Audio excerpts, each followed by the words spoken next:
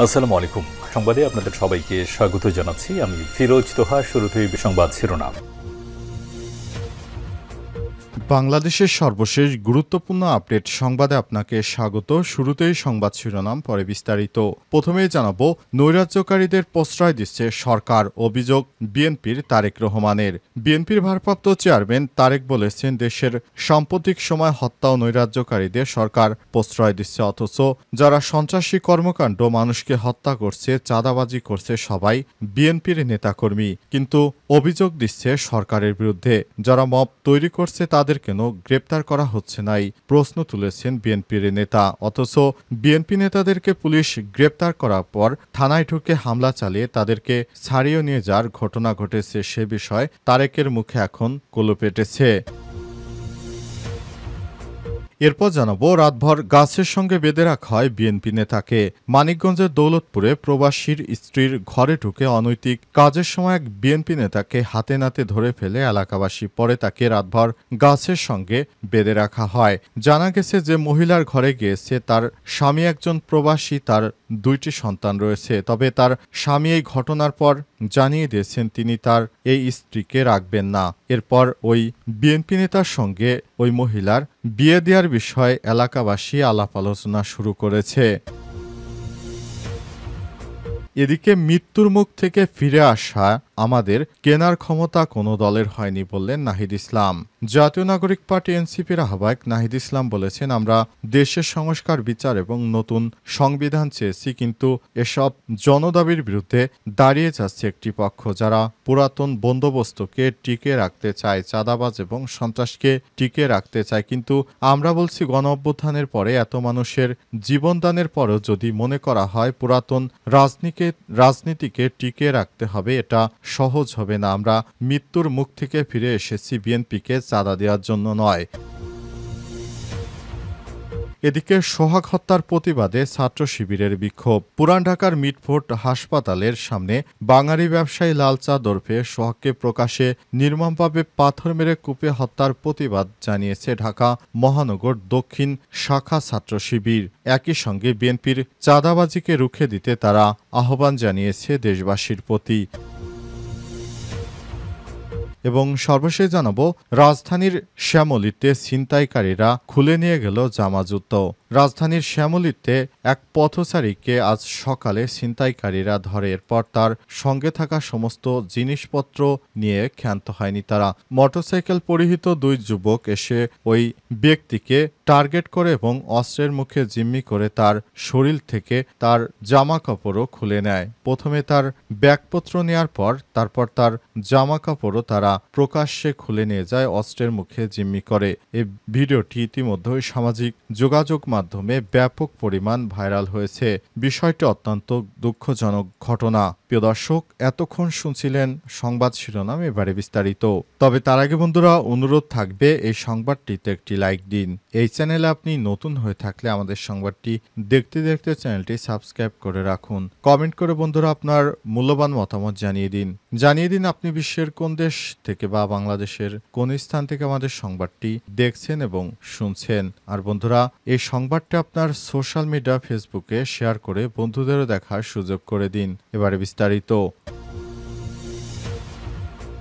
নৈরাজ্যকারীদের প্রশ্রয় দিচ্ছে সরকার, অভিযোগ তারেকের। বিএনপি নেতা তারেক বলেছেন, বাংলাদেশে যে নৈরাজ্য হচ্ছে তার জন্য সরকারই দায়ী, কারণ সরকার নাকি এই নৈরাজ্যকারীদেরকে প্রশ্রয় দিচ্ছেন, অথচ সারা দেশব্যাপী যে চাঁদাবাজি ও রাহাজানি হচ্ছে তার জন্য সব জায়গায় বিএনপির নেতাকর্মীদেরকে পাওয়া যাচ্ছে। কবজি কাটা আনোয়ার থেকে টুন্ডা বাবু, এমন কোনো লোক নেই যারা বিএনপির সঙ্গে সম্পৃক্ত নয়। সব জায়গায় দেখা যাচ্ছে বিএনপির সন্ত্রাসীরা সারা দেশ জুড়ে বিশৃঙ্খলা চালাচ্ছে, অথচ বিএনপি তারেক রহমান আজ লাইভে এসে সমস্ত দায় সরকারকে দিয়ে বসে রয়েছে। নিজের দলকে সামলানোর খোঁজ নেই, কিন্তু তিনি সরকারের বিরুদ্ধে সমালোচনায় ব্যস্ত। আজ লাইভে এসে এমন মন্তব্য করে দেশব্যাপী সমালোচনার ঝড় বইছে। বিএনপির তারেক রহমানের এমন উচ্ছৃঙ্খল কথাবার্তায় সারা দেশব্যাপী সাধারণ জনতা এখন ফুঁসে উঠেছে। বিএনপির হাত থেকে সারা দেশব্যাপী বিভিন্ন জায়গায় স্লোগান হচ্ছে। বিএনপির ভারপ্রাপ্ত চেয়ারম্যান তারেক আরও বলেছেন, দেশের সাম্প্রতিক সময় হত্যা ও নৈরাজ্যকারীদের সরকার প্রশ্রয় দিচ্ছে। যারা মব তৈরি করছে তাদের কেন গ্রেপ্তার করা হচ্ছে না? অথচ বিএনপির নেতাকর্মীদেরকে গ্রেপ্তার করা হলে তারা থানায় ঢুকে তারপর হামলা চালিয়ে তাদের নেতাকর্মীদেরকে ছাড়িয়ে এনেছে। এটাও দেখা যাচ্ছে। পুরান ঢাকার ভাঙারি ব্যবসায়ী সোহাগ হত্যাকাণ্ড প্রসঙ্গে তিনি বলেন, ফুটেজে যাকে দেখেছি হত্যা করতে তাকে কেন সরকার এখন পর্যন্ত গ্রেপ্তার করেনি? আমরা কি তবে ধরে নেব বিভিন্ন মব সৃষ্টি করে একটি পরিস্থিতি তৈরি করতে চায় সরকার? আজ রাজধানীর গুলশানে লেক শোর গ্র্যান্ড হোটেলে আয়োজিত এক অনুষ্ঠানে লন্ডন থেকে ভার্চুয়ালি যুক্ত হয় তারেক। এরপরই তারেক এমন বিভ্রান্তিমূলক কথাবার্তা বলেন, যা পুরো দেশবাসীকে হতাশ করেছে। রাতভর গাছের সঙ্গে বেঁধে রাখা হয় বিএনপি নেতাকে।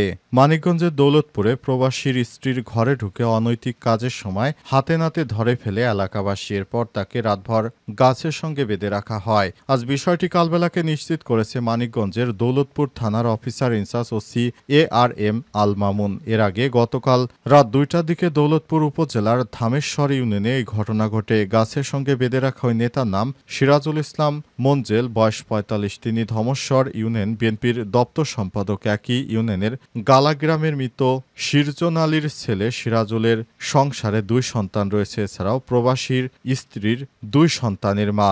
এলাকাবাসী জানায়, উপজেলার ধামশ্বর ইউনিয়নের চরদেশ গ্রামের এক সৌদি প্রবাসীর স্ত্রীর সঙ্গে সিরাজুল ইসলামের দীর্ঘদিনের অবৈধ সম্পর্ক ছিল। সন্ধ্যার পর তার ঘরে ঢুকলে এলাকাবাসী ওৎ পেতে থাকে এবং সেখানে তাকে অনৈতিক কর্মকাণ্ড করা অবস্থায় হাতে নাতে ধরে ফেলে। তারপর তাকে সারা রাত গাছের সঙ্গে বেঁধে রাখা হয়। বিষয়ে ধামরাই ইউনিয়ন চেয়ারম্যান ইদ্রিস কালবেলাকে বলেছেন, এই ঘটনায় 2 পক্ষের পরিবারের সদস্যদের নিয়ে বসেছি। প্রবাসী ব্যক্তি তার স্ত্রীকে নিয়ে আর সংসার করতে চায় না বলে ফোনে জানিয়ে দিয়েছেন। এই ঘটনার পর প্রবাসীর স্ত্রী ও সিরাজুল ইসলাম মঞ্জেল বিয়ে করতে রাজি। তাদের পরিবারের সদস্যরা এ বিষয়ে রাজি হয়েছে।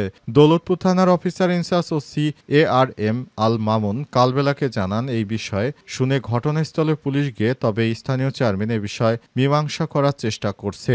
দেখা যাক বিষয়টি মীমাংসা করা যায়নি। তবে প্রবাসীকে অনুরোধ করা হলেও তিনি বলেছেন, এই বউকে নিয়ে তিনি আর সংসার করতে চান না। তিনি স্পষ্ট ভাষায় জানিয়ে দিয়েছেন। মৃত্যুর মুখ থেকে ফিরে আসাদের কেনার ক্ষমতা কোনো দলের হয়নি বললেন নাহিদ ইসলাম। জাতীয় নাগরিক পার্টির প্রধান আহ্বায়ক দলীয় মুখপাত্র নাহিদ ইসলাম বলেছেন, আমাদেরকে যারা কিনতে চায় তারা কখনোই আমাদের কিনতে পারবেন না। আমরা বিক্রি হওয়ার জন্য আসিনি। আমরা এমনভাবে নিজেদেরকে গঠন করেছি, শেখ হাসিনার কোটি কোটি টাকাও আমরা স্পর্শ করিনি। আমরা যদি সেদিন শেখ হাসিনার কথা শুনতাম এবং সেদিন যদি আমরা শেখ হাসিনার কথা মতো বিদেশে চলে যেতাম, আমাদের ব্যাংক ব্যালেন্সে কোটি কোটি টাকা থাকতো। আমরা জীবনের মায়া ত্যাগ করে সেদিন আমরা মৃত্যুকে আলিঙ্গন করে আমরা বাংলাদেশের স্বৈরাচার মুক্ত করতে ঝাঁপিয়ে পড়েছিলাম এবং সেই স্বৈরাচার মুক্ত করে এখন বিএনপি নামক একটি রাজনৈতিক দল, যারা আবার নতুন করে আগের থেকেও ভয়ানকভাবে দেশের জনতাকে আবারও অত্যাচার শুরু করেছে। এটি কোনোভাবেই মেনে নেব না। আমরা কোনো চাঁদাবাজ দলের সঙ্গে আর আঁতাত করতে চাই না। নাহিদ ইসলাম আরও বলেছেন, আমরা চাই দলীয়ভাবে আমরা আলাদা হয়ে যে দল গঠন করেছি, এই দলের মাধ্যমে বাংলাদেশের